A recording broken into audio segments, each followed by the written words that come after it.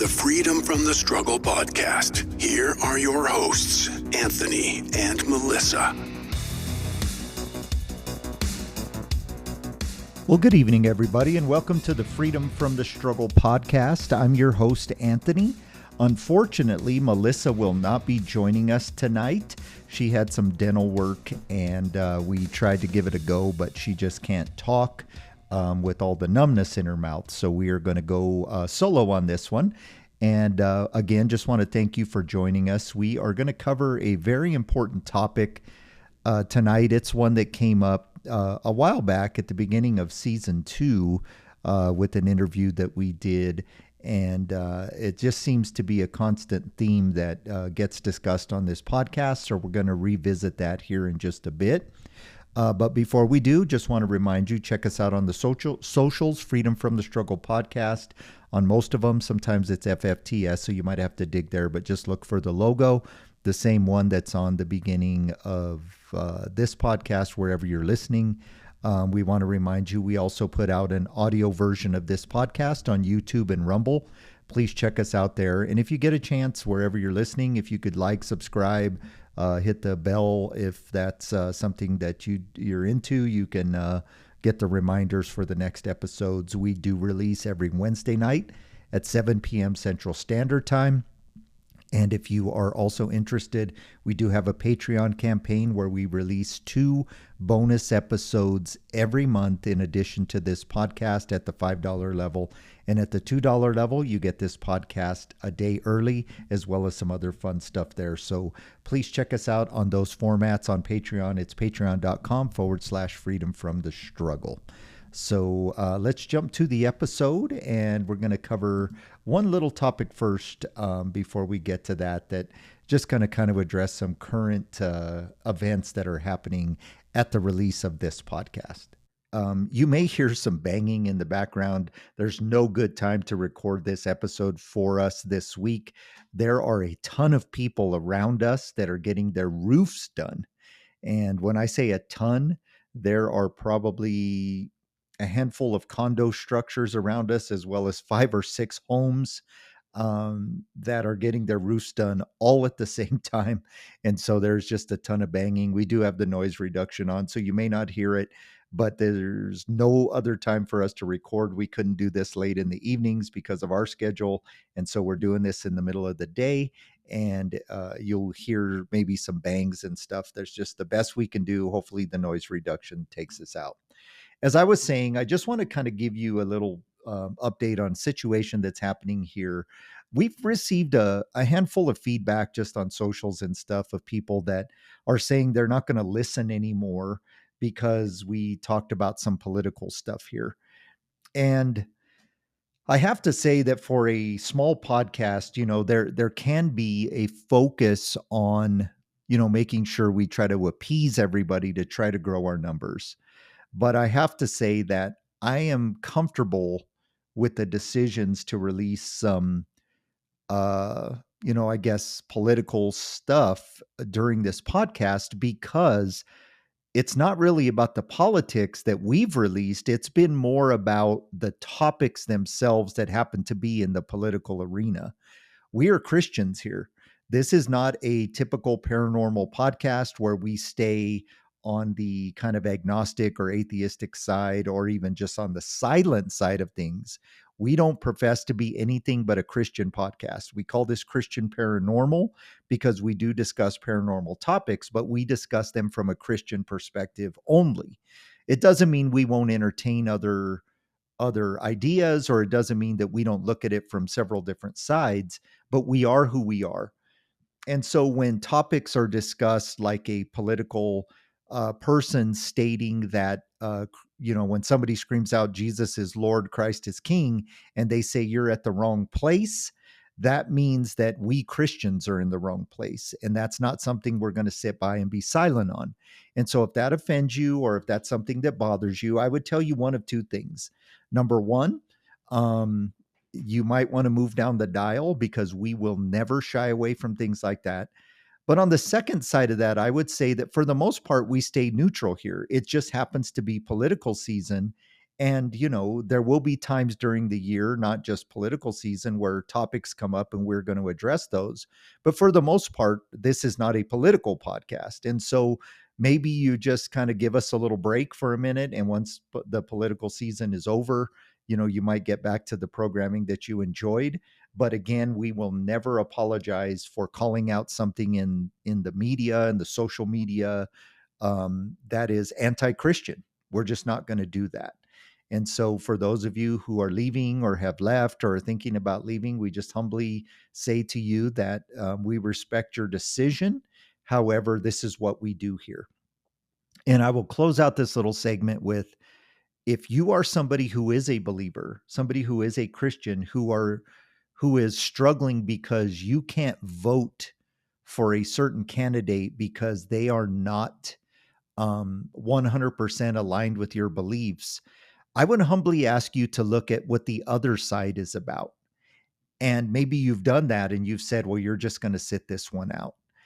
I would tell you that you are probably making a huge mistake, because you are saying that I will not vote for one person who had a bad past or doesn't say things that you like, for another person who has boldly and outrightly claimed kind of a spiritual attack on your Christianity or your belief systems, and that does not align with your biblical beliefs.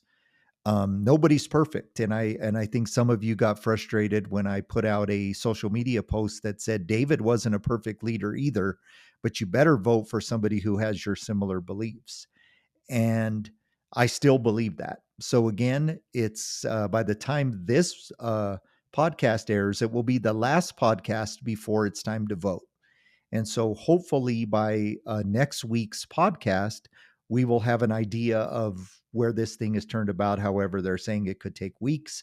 But I just encourage you all, believers and non-believers, to vote your conscience and vote for your opponent, but don't sit this one out. Now, again, Christian Paranormal Podcast, maybe I should be saying that, maybe I shouldn't, but this one's just a little different. And so there we go. Now, for tonight's episode, we are going to cover a topic that has come to light on a handful of occasions on this podcast, but it's also something that I have a lot of experience with in my past. For those of you who are new and do not know what Anthony Corelli is about, and again, Melissa is usually here to kind of corroborate, so we won't get to hear her laugh in her commentary today. So let me take the spotlight a little bit on myself, not for self-aggrandizement, but just for the purposes of who you're speaking with and why I might be an expert in this topic. In my past, I was a knucklehead. I was, on the wrong side of the tracks most of my life. I did find Christ at 16 in a Assemblies of God Christian church at a revival, but I didn't stay, on the right path for most of that. So I was born and raised Catholic, as we say. I was, kind of a sporadic attender here and there. My family didn't go a lot, but they would drop us off and to do our sacraments, our first communion, confirmation, confession, all of that stuff. But I was never really taught to be, a functioning, how do I want to word this? A practicing Catholic or practicing Christian. I was just taught to go to church and, go to confession every once in a while and you'll be good. Well, when I got saved, I really understood what Christ was about, because I had been experiencing demonic stuff my whole life. And I learned later that, Satan probably knew that God was going to use me in some way in ministry, and therefore was trying to get me early, if that makes sense. Not that I'm special. That happens to all of us in some regards, but I believe that now. And so I just kind of live my life, kind of doing the wrong thing, living like a partier, crazy guy, doing what, teens and 20 somethings do. And about 25, 26 years old, God began to speak to me again, kind of woke me up through a television preacher. Some of you know him by the name of Rod Parsley. I was kind of in a very bad place in my life and flipped on the TV. This was well before, all the different programs. It was just Rod Parsley just had to have purchased some time on a local network or something, and I just happened to stumble upon him and kind of rededicated my life to God. And I believe that God spoke with me and said, "You're going to be a therapist and a minister." Now I was a knucklehead, but I was making good money in the automotive industry, just kind of doing my thing, kind of the party lifestyle, make enough money to kind of, sustain my party life, I guess, and take care of, my kids and that type of thing. I had one kid at the time. I'd have a few more later, but definitely was not living for Christ. And then boom, all of a sudden I had focus again. So I went back to college, a lot of college, became a licensed therapist, uh, doctorate level education in psychology, and also, several degrees in ministry as well. I have tons of degrees. That's not to, again, pat myself on the back. It just means that I was real dedicated to what God had told me to do, and I wanted to have a lot of education. So, I got that done and began working as a therapist as a lay minister. And so I, worked. I can remember going to the counseling agency that had given me a chance and telling them in 2 years I'm going to own my own place, and they laughed at me. And in 2 years, I came to them and said, "Hey, I'm going to go open my own place," and they in turn brought me in as a partnership. And so I worked in that. A lot of that was in addiction.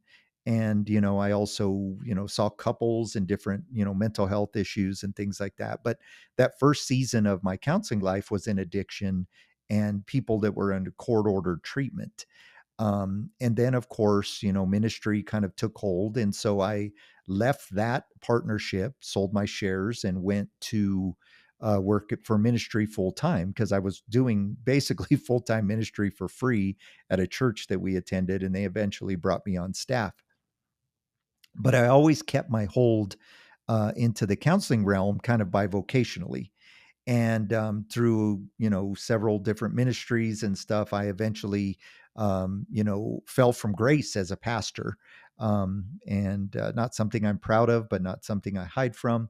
Fell pretty hard and from my own sin, and decided that, well, I need to go, work in the counseling field, and that's what I did full time. And church has every right to not allow you back into ministry when you've fallen like that. And what I did is I realized that counseling was that season of life for me. And so I went back to work in the same field that I originally started, which was a lot of court ordered clients, addiction clients, that type of thing, people with severe mental health orders that maybe were involved in the courts, as well as the addiction side of it was part of their struggles, right? And so that's what I did for quite a while. And there is a ton of stories I can tell, and I'll probably share a couple with you at the end. But the reason I bring all that up is through all of that, deliverance ministry became part of my entire uh work, my entire, jobs, I guess, because working with people with mental health addiction, you kind of walk that line of what is addiction, what is mental health, and what is demonic. And then, of course, in ministry, even though some of the churches I worked for weren't necessarily deliverance ministry type ministries, it always came upon me. Hey, somebody would come to the church with an issue, and that stuff would get put into my lap because that's what I did. And so I've worked in the deliverance field since actually 17, when I started praying for people in my family and so on and so forth. So all of that comes into play for today's letter, because we have a woman who has reached out to us with a question that then branches out into other questions on this topic. And I think if you go back to season 2, episode 1, there is a person we interviewed by the name of Jay, who kind of started a ball rolling in terms of people reaching out to us, wondering about the I guess the gray areas between addiction and demonic possession. And so that's what we're going to cover today. And I put all that stuff out in front of that because for those of you who are new, you may wonder why I'm speaking so authoritatively over this and not speaking over it, out of humility maybe, but more from a confidence that I know what I'm talking about in this particular field. And so I want to get to this letter. Um, and then we'll kind of beat it up in terms of the topic itself, as well as try to help Erica's questions, help her with her questions. And so this is a letter from Erica, and it's a very short letter, so we're going to read it real quick here. It says, Dear Anthony and Melissa, hello to both of you. I am a new listener to your podcast, but I'm enjoying so far. I have started listening to old episodes, and I stumbled upon an episode you did with a man named Jay.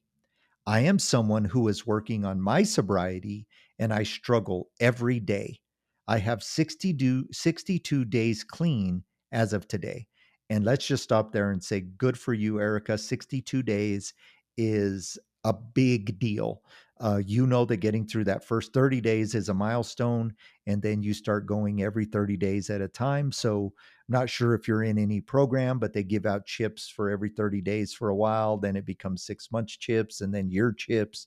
And then pretty soon you start having, year celebrations and that type of thing. But it all starts day to day. And even in AA and in programs of that variation, they always say the first step is the hardest because it's admitting you have a problem and you've done that. And then every day you have to wake up and recommit to that. So 62 days is huge. And she says, so she has 62 days clean as of today, but it is hard as hell. And of course it is. It's literally pulling yourself from the gates of hell. She goes on to say, I heard Jay's story, and I'm not sure if I may also be suffering from some sort of spiritual attachment. My question to you is, how would I know? I am a Christian, and I was told that Christians cannot be possessed. Can you please help me to distinguish between addiction and spiritual attachments? I just want to thank you both for what you do. Keep putting out episodes. It helps to have a place where people cover topics others are afraid to cover.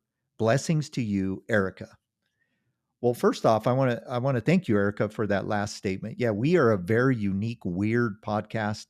We cover topics that nobody else covers, which is why we don't really grow too big because people want either true paranormal content, which there's so much of that. I mean, you'd have to have some new kind of variation of that to even become huge in that because there's so much paranormal content. And there are a handful of people that put out Christian content that is paranormal related, but it's usually mixed within their ministry. There are only really a few people that cover this stuff on a regular basis, and a lot of that is because Christians will be accused of being obsessed with the demonic and so on and so forth. So um, when we decided to do this podcast, when I started it, Melissa jumped in, we decided that there's a niche here and we would be as big as we wanted to be while covering this topic. And so we aren't afraid to cover topics that others are afraid to cover because we're not afraid to upset the true paranormal people who just want that content. And we're not afraid to piss off the Christians who think we're too obsessed with this because there are real people that struggle with real issues like this one. So, yes, we'll keep doing what we can to put out episodes here. And so there's that section of it. Now, let's kind of address this topic of addiction versus demonic possession. Okay. So, I want you to think of this topic of addiction in terms of what the mainstream world thinks just for a second. So, as a therapist who studied a ton on psychology, you can go to your abnormal psychology books or your diagnostic manuals like the DSM 5, and they will give you these diagnostic criteria of what addiction is. And it'll tell you, basically, you have to have um, like these physical withdrawal symptoms if you try to quit. your life is out of control. And then you have to start experiencing like disruptions in your life. And if you have a certain amount of them on this list, then you start to say, well, maybe I have this. And then you also have to have a tolerance or a reverse tolerance to the substance, which means you need more and more of the substance to get the same effect, or you've been doing it so long that you don't need that much of the substance anymore. That's called reverse tolerance. So if you have tolerance, if you have withdrawal symptoms, if you try to quit, and then you have a bunch of life disruptions, you are either an alcohol or a drug abuser, or you get into that dependence realm. Okay. That's what they would tell you. And so they treat it as a purely medical issue. Now, I am not somebody who bashes AA. I think AA has helped probably more people with addiction than even Christians have, at least to find some semblance of freedom in their life. But one of the things that I do not like, even though I kind of like it, is the idea of addiction being a disease. Now, let me clarify. I believe that it is a disease. I believe that there is disease properties to this stuff. And a lot of people hate that because it's cancer's a disease, addiction is something you chose. Well, okay, but it doesn't mean that it doesn't meet the actual biological criteria for a disease. So I do believe that. What I don't like about that is people then say, well, I have a disease, therefore that's it. I have to go find a cure for the disease, because I'm going to give you my belief system here. I believe that addiction is a mental, a physical, and a spiritual problem. Now, most people in the psychology world would say, well, it's a mental, physical, and emotional problem. Well, emotional is kind of a sissy way of saying spiritual, because emotionality is just part of that spiritual realm. And I'm gonna say this from a psychological aspect too, before we move to the kind of spiritual side of that, is you have to remember that drugs and alcohol are not the problem in a person. They are the attempt at a solution to the problem. So we always focus on their attempted solution and not on the actual deep rooted problem itself. When people find sobriety, Erica, and everybody listening who struggles with this, they don't find just relief from the addiction symptoms. They have to go back and find real solutions or real relief from their actual problems. When I say an attempt at a solution, what I mean is alcohol and drugs are a coping mechanism, and we try to cope with our problems instead of dealing with them. The problem with that is alcohol and drugs are very good in the short term, so they appear to be a solution. So if you're having a bad day and you are stressed out and you go to happy hour and you find some relief in having a couple of drinks, you say to yourself, hey, I feel better. Seems like a solution, but you never went back and addressed your problems, which is why I call it a coping strategy and not a dealing strategy. So in order to find real solutions, you have to go back and deal with the problems. Now, how does this transition into the spiritual side? Well, it transitions because the devil would love for you to keep coping and not go back and deal with your problems, because you have opened a door for these demons to come in and continue their destruction of you. So if a demon can go to happy hour with you and whisper in your ear, see how great that was? The next time you're stressed, what are you going to do?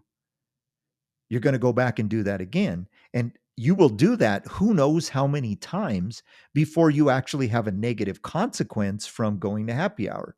So let's say you do that 100 times over several years of your life, no problems. And then all of a sudden you have a DUI. You didn't hurt nobody. You just got a DUI. You got pulled over. And now your life is exponentially more stressful than it was when you were going to happy hour to cope with that stress. So now you have more stress, exponentially more stress. What are you going to do with that stress? Because you never learned how to deal with the other problems that were leading to the stress that you had in the first place. So you have more problems. What are you going to do? Well, you only have one quote unquote solution. And that quote unquote solution is to continue to use the substance. So you're out of DUI, you're on breathalyzers because you're in the legal system, but you're still drinking. And now they do a breathalyzer on you and you're positive. Now you just created more problems, and so on and so forth. You can see how that transitions from just your coping strategy not working into having kind of an existential crisis, if you will, because now you're mad that you can't use that substance anymore to cope with your problems, and you start having this spiritual crisis. You start having this moral crisis. Well, who are these people to tell me I can't drink? I'm not driving my car anymore. I'm taking an Uber. So why can't I drink? Who cares about probation? So now you start finding ways to beat your breathalyzers. You start doing research online of, if I drink this many drinks, how long does it take to get out of my system? So I have a breathalyzer sometime today. I call first thing in the morning to see if they're going to make me do one. And if they say yes, I don't go till the very last minute when the place that I do them at is going to close. See how that becomes like a spiritual thing? Your morality is in question. Right and wrong becomes a question. Because if you don't have a problem with alcohol, you should be able to quit using it for a short period of time until you get off paper, what they call paper, which is, out of the legal system. But you can't do that. And you can see how all of a sudden one day these people are sitting in a DUI group, just talking about their DUI, how they don't have a problem with alcohol, but then they all of a sudden have these realizations. I can't stop drinking. And that's when, as therapists, we hopefully can grab them at that point and say, well, let's go back and dig in to why you were drinking so much in the first place. These could be, deep rooted family issues, neglect, severe abuse, sexual abuse, physical abuse. It could be abandonment. It could be wounds from a relationship that you pretended you healed from, but you didn't. It could be the realization that you're spiritually bankrupt and empty, and you're just using alcohol every time you hear that voice in you saying that something's not right. It could be depression, anxiety, other mental health issues. And alcohol and drugs just work too well. I wish they didn't. I wish when you used them, they didn't work at all. So you would go and try to deal with your problems, but you don't. And so I say that, Erica, because I want to kind of address that side of it first. And you can see where where it can become grayish, even though it's kind of not. But you can see where that physical addiction becomes spiritual. And so you ask the question, can you help me distinguish between addiction and spiritual attachments? Well, hopefully what I'm doing is I'm outlining to you where that addiction side now is an open door. So now the demons are in your ear saying, who are these people to tell you you can't drink? And you're an adult, you're 21 years old, or, you work hard. Who cares if you go get some drugs? All drugs should be legal. And they're whispering these voices, or their voices whispering in your ear, and you're buying into it. I can tell you this as a therapist. I would sit in these group rooms and listen to people say things with so much conviction that they it was almost as if they were unable to realize how deceived they were. So when you hear somebody say, I don't want to quit doing heroin, do you realize, Anthony, that heroin was originally invented as a medication, as a non-addictive form of morphine, and it used to actually be in cough medicines that they would give to kids. So how could it be so bad? And I would say, well, of course I know that. I've studied the same stuff you've studied, but heroin, people that are addicted to heroin only have about a 6% chance of getting clean and staying clean for 3 years. 6%. That means 94% of people fail. And you're telling me that it's not bad? Well, it does have a medical purpose. No, it doesn't. Heroin is a Schedule 1 drug. Variations of heroin have medical purposes. And so if you're arguing that they're just trying to make variations like morphine and, oxymorphone and all of these derivatives of these opioids, yes, I get what you're saying, because they all break down into your system as morphine anyway. But it's all bad. When should you take that stuff? Like when your arm gets severed off, or when you're in severe, severe pain, not just when you have a little bit of pain.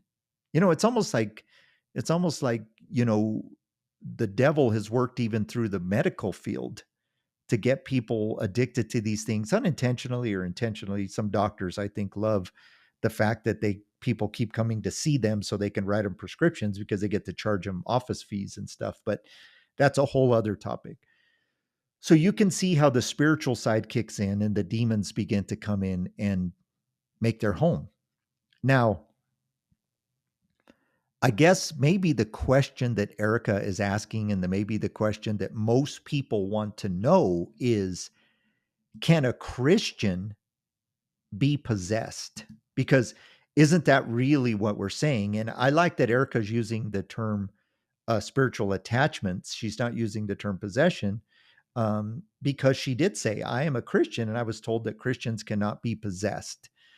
So let's kind of beat this up in a way that maybe is going to make everybody uncomfortable. So I think what we have to do is we have to talk about what possession is.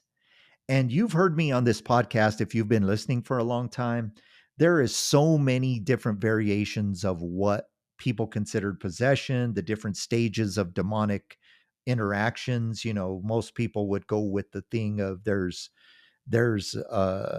you know like there's a stage at the beginning where demons just kind of start to mess with you a little bit, and that would be called infestation. Then there's kind of oppression, where demons start to wear you down a little bit, trying to open your doors of your spirit so they can come inside. And then there's possession, where they actually take over your body. And that's what most parapsychology or paranormal people would believe in terms of demons. Some people say there's 5 stages of possession, 6 stages, anything from just demons starting to mess with you all the way to full integration, where your soul is gone and a demon just owns your body type thing. Most people would say that possession, their knowledge of possession, is from horror movies, or even, documentaries where priests are doing exorcisms, right? But Christians have always been told that you either can or you can't be possessed. It's very black and white. But I don't want to look at it like that, because I don't think it exists like that. So let's break down possession in terms of occupation versus ownership. So let's just start out with this question right off the bat. What is ownership? Ownership means that I own it. Okay. So watch this. If I own a home, I say I own a home, but I still have a loan on it. Do I own the home, or does the bank own the home? See how it gets complicated? But let's just say, for the sake of argument, I bought the land, paid cash for it. I got a construction loan. I built a house. I paid off that loan. I own the rights to the water. I have a septic system. I'm not on any government systems. I own that land, and I own that property, and I own that house. That is mine. That is ownership. Okay. So when you become a Christian and you give your life to Jesus sincerely, you didn't just say a prayer, you meant it, and you became a Christian, you receive a new spirit. I quote this all the time. It's tattooed on my arm. 2 Corinthians 5:17. The old is gone, the new has come. You are a new creation. You are now owned. You are now owned by God. You are not your own. People always argue with me, you can lose your salvation. I didn't earn my salvation. I can't lose it. Jesus says, neither height nor depth, death nor life, nothing can separate you from the love of God, from his love.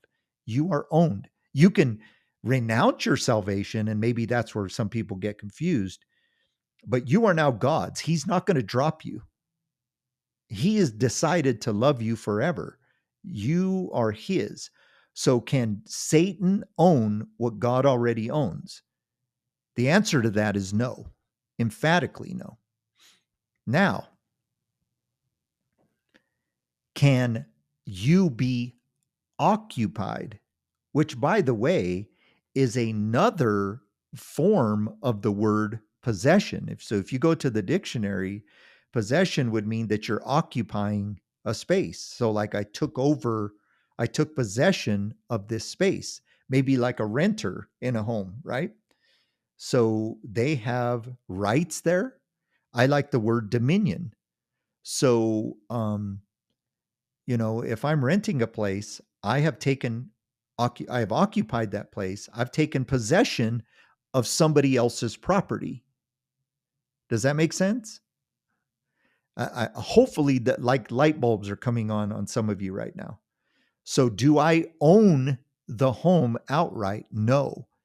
But I own it in terms of I've taken possession of somebody else's property for a time.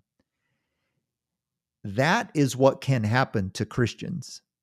And that happens, man, I'm going to say this and it's going to tick some people off maybe, but that happens to all of us from time to time because we don't exercise our dominion.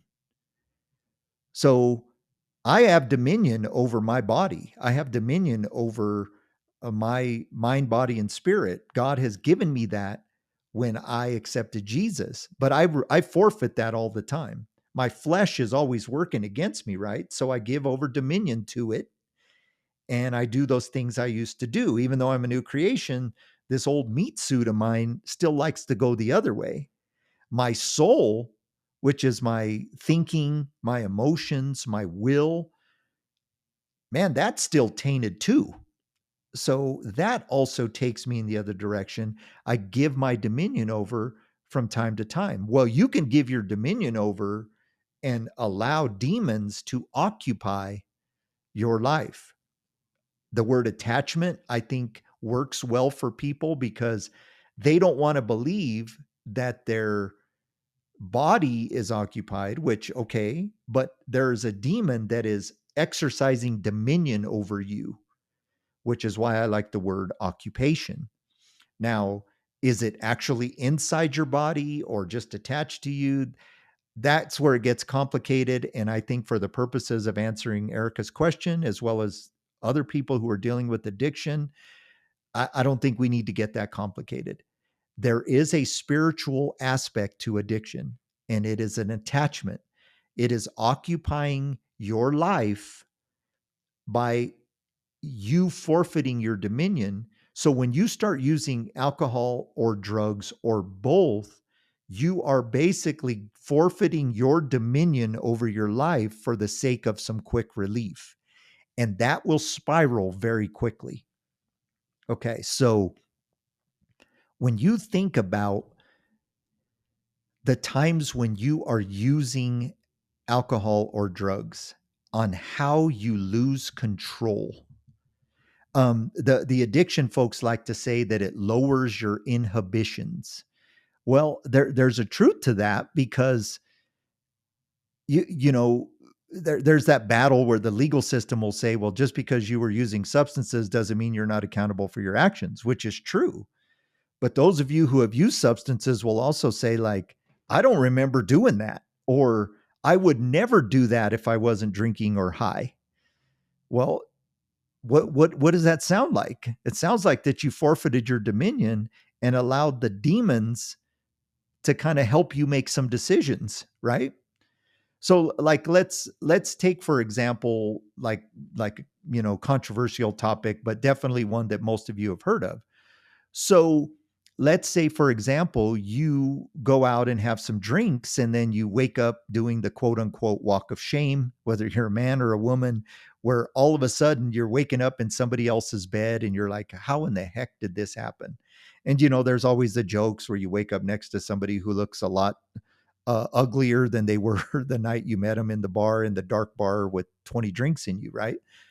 And, so we make a joke about that, but there's some seriousness to that, because how did you go from point A to point B? Well, the reality of it is you were going from point A to point B before you even got to the bar, because the demons are working to get you in that intoxicated state to gain more and more dominion, to gain more and more access to your life, and to influence your decisions. So now in my hypothetical story, you wake up, you have this, I guess, little rendezvous. A few weeks later, this person runs into you and says, I'm pregnant. Now you have a child out of wedlock that you are now wondering if it's yours. You have these fights. It becomes nasty. You go to court. You're on what's that? On Maury Povich. Is the kid mine or not? And the whole time you're sitting there going, how did this happen? Well, it happened because that alcohol and that drug use and or started to lead you away from exercising dominion over your own life. Now, the argument would be is you can't blame the alcohol or the drugs because you're responsible for your behavior, which is true. But when you're in those intoxicated states, you are out of control, which is a choice you made. And now you're just, I liken it to getting in a car that goes going 100 miles an hour and you're sitting in the passenger seat. You could have been in the driver's seat, but you started using those substances, jumped in the passenger seat, and just hoped the car wouldn't crash. But it's going to crash. And I want you to start seeing how evil looks like it's not so bad at first. And then all of a sudden, your life is altered. And it doesn't mean that your life is over, but you're now, as a man, paying child support on a kid, or as a woman trying to raise a kid, getting child support out of a man that you never planned on ever having a kid with, let alone having a relationship with. And so now, you're upset. And who would we blame? We blame God. Where were you, God? Well, God was screaming the whole time, don't do that. But not screaming, don't, have this one night stand. God was screaming, don't use substances to cope with your life. I am here. You think of Jesus saying this phrase, take my burden, for it is light. Do you understand who he was saying that to? He was saying that to people who were experiencing stuff that was too heavy for them. And Jesus's burden wasn't to get hammered. Jesus's burden was to work through your problems with him. So as a Christian, we get away from him. And that's all the enemy needs to do, is turn our focus from him, because the world is alluring. The world is fascinating in terms of what we would consider freedoms. And God, on appearance, appears to be limiting, or like this boundary that's too tight for us to live our true, full lives. But I'm going to tell you something crazy. True freedom is lived within boundaries. Let me say that again. True freedom is lived within boundaries. And what that means is within this boundary, you can do whatever you want because it's safe in there. So in a boundary, if you picture a big circle in your mind, anything in that boundary, you can't go wrong. That's a Christian life. But all we have to do is have somebody point out that outside of that circle, into infinity all around it, are all these other things that seem alluring. I think we use the phrase, the grass is greener on the other side. Well, the grass is greener where you water it. The grass isn't greener. It just looks greener from that perspective that the enemy just told you. That's the same sin in the garden where Satan said, all this stuff, all this you just have all this stuff is freedom within this boundary. But if you break that boundary and eat from this tree, there's going to be great stuff. But it wasn't true, because Outside of those boundaries isn't freedom, it's an illusion of freedom. That's where bondage is acquired. And that's what substances do, is they put you in bondage. So Erica, I want you to think of the bondage that you're working to get yourself out of. That's what it is. It's bondage. It's spiritual bondage. And what I want you to do is understand that as you're going through your sobriety, and you didn't mention if you're in treatment here, you didn't mention if you're doing this on your own cold turkey, but I would tell you, regardless, you need to do a couple of things. One, you need to pray, and we're going to pray for you. But number two, you need to pray that God gives you the insight and the belief that He can help you through the deep rooted problems that exist. Now, when people tell me, I don't really have deep rooted problems, I just started drinking and it got out of control, I just can't believe you. And here's why. Um, we don't know how to deal with our emotions as humans because we don't see it from a spiritual realm. We see emotions as either like good or bad. We don't see them as just part of our existence. So watch this. Some of you don't even know how to be happy, right? You get a promotion at work, it's some big celebration, and what do? You got to have alcohol. You don't even know how to be happy. Life isn't going to be better than those moments. And what do? You think you have to have alcohol or drugs on top of that. And those will ruin those natural highs in life. So if you want to tell me that you are good with your emotions, but you're addicted to a substance, I just can't believe you. I'm sorry. Maybe you're the one in a zillion, but I've never seen it. And again, this is what I did for decades of my life. You are not going to convince me that you have your affairs in order internally. And that's what this is about. It's about getting your dominion back. And the physical addiction symptoms, which is probably what Erica is describing to us, as well as, some of the spiritual battles she's facing, is what makes it quote unquote hard as hell, as she says. But that's where your solution is. So let's say, for example, just not Erica's story, but just a random story. Let's say somebody who is struggling with addiction was abused by their father. Okay, so he would come home drunk on Fridays, beat the hell out of the family, try to apologize and make amends on Saturday. But every Friday night, like, the family lived in terror. And then every Saturday, they lived in resentment that he was trying to buy them off, knowing that nothing would ever change, even though he promised it would.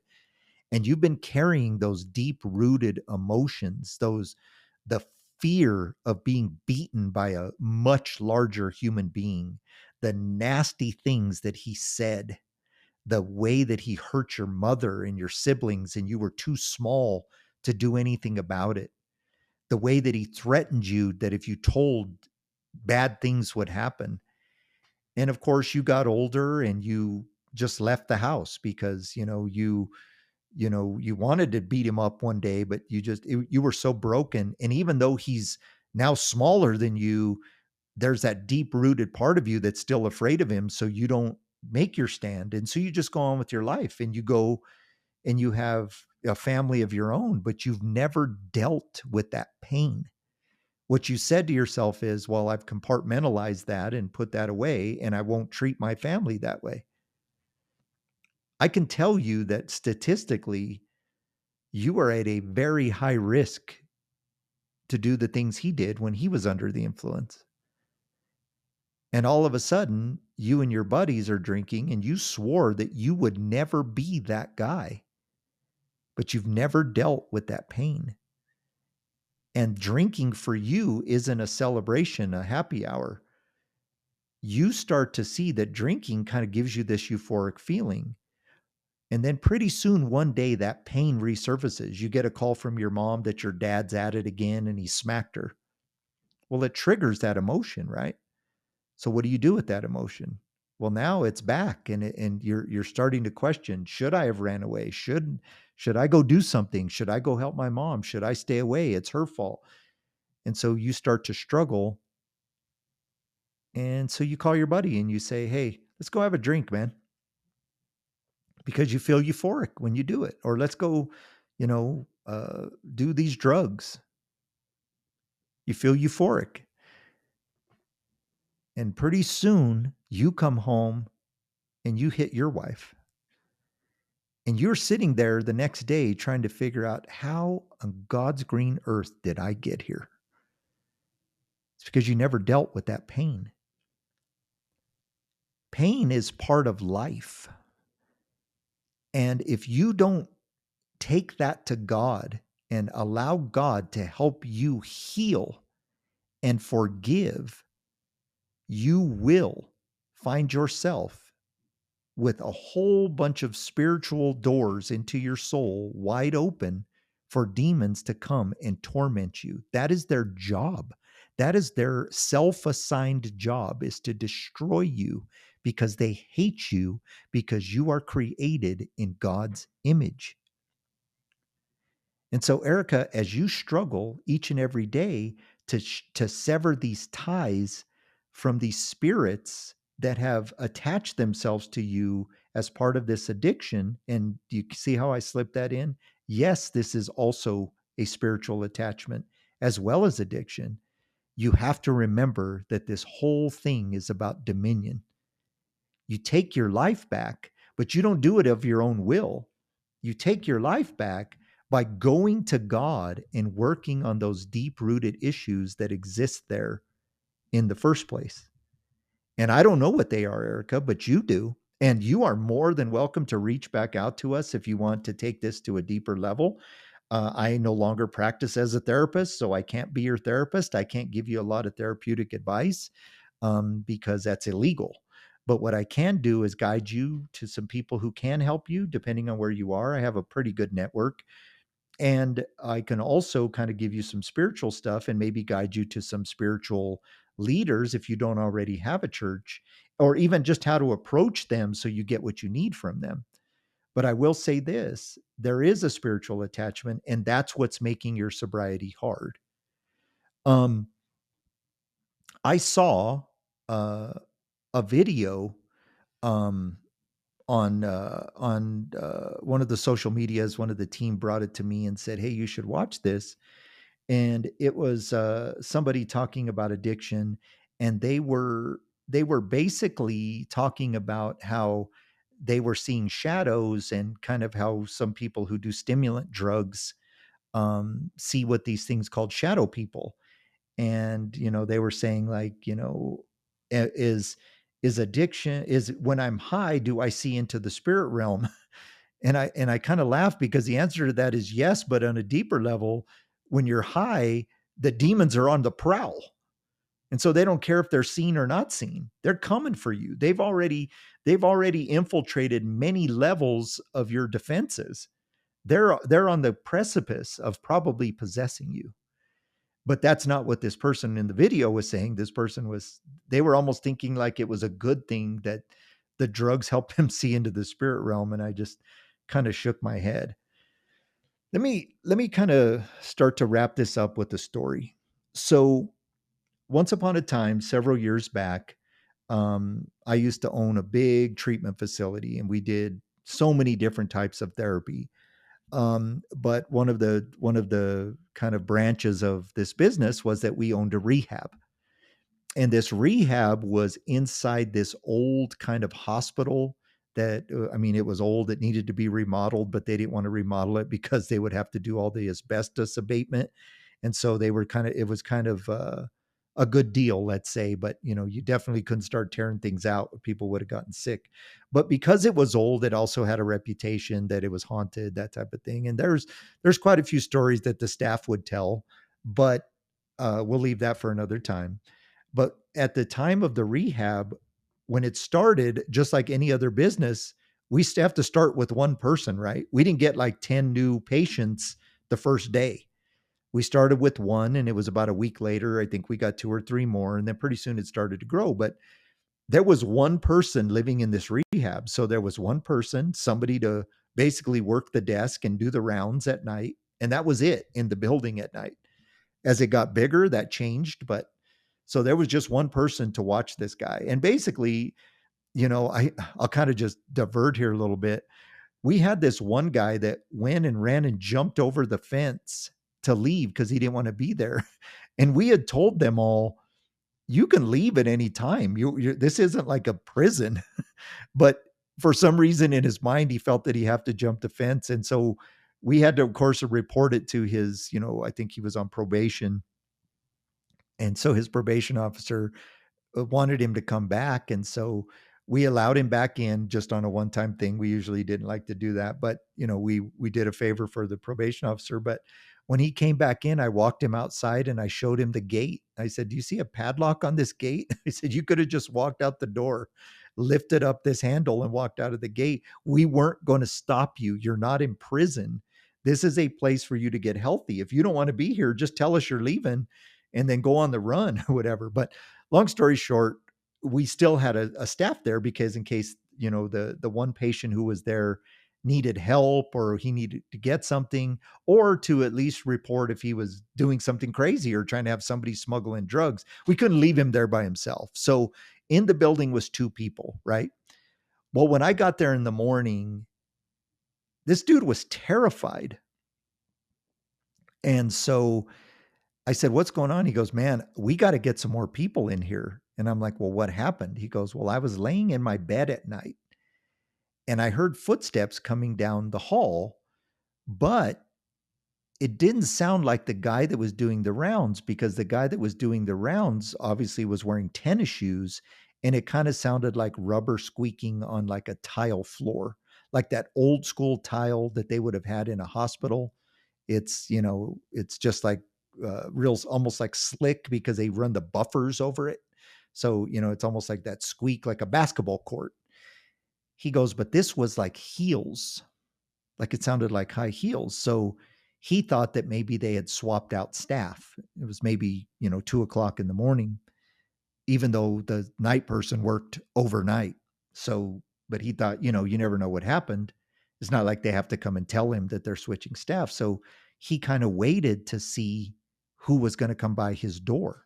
Now, this place is dark, and to be honest, I told him he was allowed to leave the lights on in the little common area that was just outside of his room until we got some more patients in there, because just being empathetic, it's probably scary as heck living in a place where, there's, 40 some rooms with two beds in each. And he's the only one in there. And the main office is, a good 50 yards from where he was. It's a huge place. So as he waited, he said that got the person got to his door and he could hear breathing. And he said, but the breathing sounded like it was like a snarl, almost like a growl, like something breathing was animalistic. And he said that he began to, be terrified. And so he was trying to reach over and turn the lamp on, but he couldn't reach it because he was trying to keep his eyes focused on the door because he felt like something was going to come in and attack him, and he didn't want to turn his back for a second. Well, when he finally turned the light on, he said that he saw some sort of a dark shadow figure like dart from, like, so it was peeking its head around the door and darted to his left. And so he mustered up all his courage and he went out to the hall and looked to the left. And of course, down this hall is a long set of doors, all of them locked because there's no patients in there yet. And the only place for them that this thing could have gone was down into the right, which was quite a ways down the hall, which would have been where the bathroom and the showers were. But he said this thing couldn't have gotten there fast enough as much as he went around the corner. And so he said, there's like a spirit here. And he didn't know if it was like an old nurse, or it was, the hospital was actually run by nuns. So he didn't know if it was an old nun / nurse. And I told him, do you believe in God? And he goes, well, not really, kinda. And I said, well, you are here by court order, so I cannot really go down the path of religion with you because of my licensing. But I'm going to break the rules a little bit and tell you that that's a demon, my friend. And he goes, you're going to make me live in a place where there's a demon? And I told him, well, do you want the truth or the hard truth? He goes, I want the hard truth. I said, that demon isn't attached to this building, my friend. That demon is attached to you.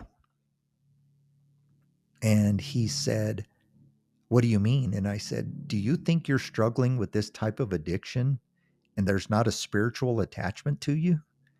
And you're clean how long? He goes, 28 days today. And I said, well, you were clean before you came here. Were you having nightmares and stuff like that at home before they make you come here? And he said, yes. And I said, that demon is fighting because it doesn't want to lose its attachment. And he goes, what do I do? And I said, well, you better pray. And he goes, well, will you pray with me? And I said, well, as part of your treatment, I can't pray with you, but there's nobody here yet. And so if we were to say a prayer, it never really happened. And so I hope the statute of limitations of that has ran out, but I don't care about my license. I prayed for him and we prayed hard and we prayed for God to remove this attachment and for God to enter this person's life.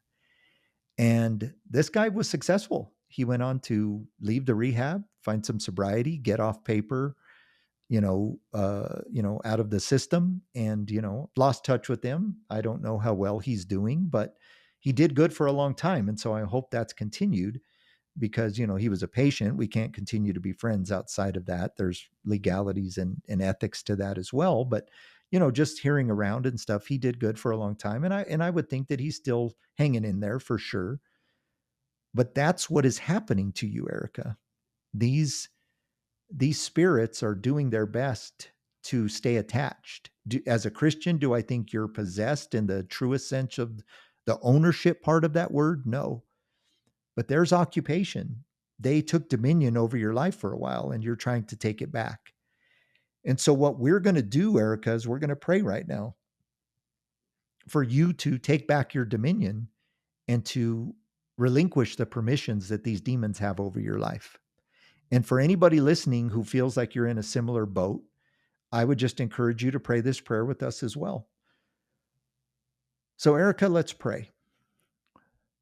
Heavenly Father, you know my heart and you know where I've been. You know what I struggle with. You know the deepest, darkest, most intimate, painful parts of my life. And God, sometimes I pretend that those things don't bother me, but they do. I know everybody's been through their own hell, but mine is unique to me. And sometimes it's just too much to bear. And somewhere in the past, God, I grabbed a hold of substances as a way to cope. And I'm sorry. I ask that you forgive me for my sins. I ask that you forgive me for turning to alcohol or drugs instead of you. And God, I pray right now that you would forgive me for giving my dominion over to these spirits, the spirits of addiction, the spirits of alcohol, the spirits of drugs, the spirits that hide behind these substances that lower our inhibitions and make us believe that they're a better solution to our problems than you. So God, forgive me for that. And I ask God that you would help me right now as I fight this spiritual battle. Allow me every day, like Ephesians 6 says, to put on your armor every day as I fight this problem with addiction. And spirits who are attached, who have worked their best to stay attached to me, I renounce the permissions that I gave you in the name of Jesus. In the name of Jesus, I renounce and ask you to leave me alone. In the name of Jesus, I demand that you leave me alone. I demand that you return to the abyss, not in my name, but in the name of Jesus. You must obey. I take dominion back over my life in the name of Jesus. You are no longer welcome here. This is my life. And so leave in the name of Jesus and do not return. Father God, I thank you for fighting this spiritual battle on the cross 2,000 plus years ago, that I can have this freedom. And again, I sincerely, humbly ask for your forgiveness as I chose to sin by turning to something else besides you and to forfeit my dominion that you worked so hard on that cross to give me back. But Jesus, it's so amazing that you love me and your grace is so abundant. I just immerse myself in that grace right now. And God, I pray for my relationship with you, that every day I grow closer to you because I know you will hear my pain because you've endured similar pain. You are the only God that came to earth in the flesh to suffer like I suffer. And so, God, I commit to you today that you and I will walk through this pain together, and I will resolve these issues, that I will heal and I will forgive and I will do whatever it is you ask me to do with that pain, because you consider my pain a gift, something that I detest. You gladly accept from me if I will just offer it to you. So Jesus, as an offering, I put my pain, my past, my woundedness on the altar and ask that you help me with it as I move forward in my life. Please grant me freedom. Please allow me to live a life in abundance, as you say. You know, the enemy prowls around seeking, to kill, steal, and destroy, but you came to give us life and give it to us abundantly. And so, God, I just accept that today.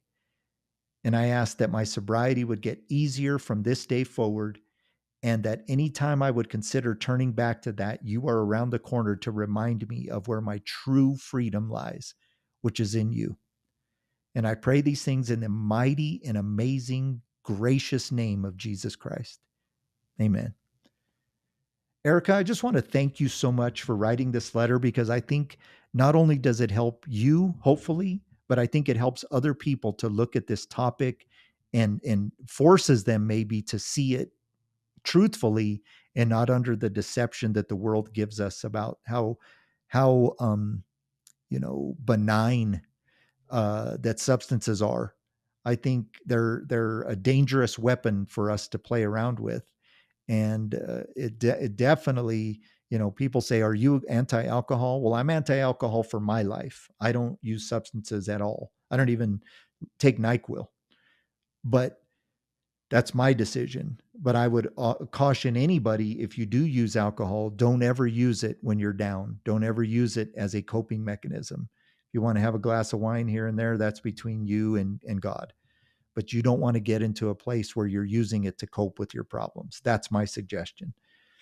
But we want to thank everybody for tuning into this episode. Keep in mind that if you are a Patreon listener, we are going to, we didn't have an episode last Friday because we're doing an actual Halloween episode that will air Thursday night as part of your Patreon subscription. So tune in for that. We're going to kind of discuss some spooky topics in terms of how they relate to Halloween.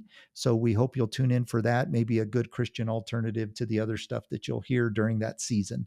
So thanks again for tuning in. Make sure that you always check us out on the socials. Once again, we just want to grow that following there as well.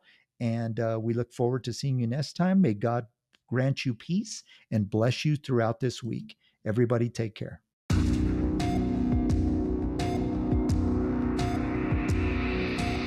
Thank you for listening to the Freedom from the Struggle podcast.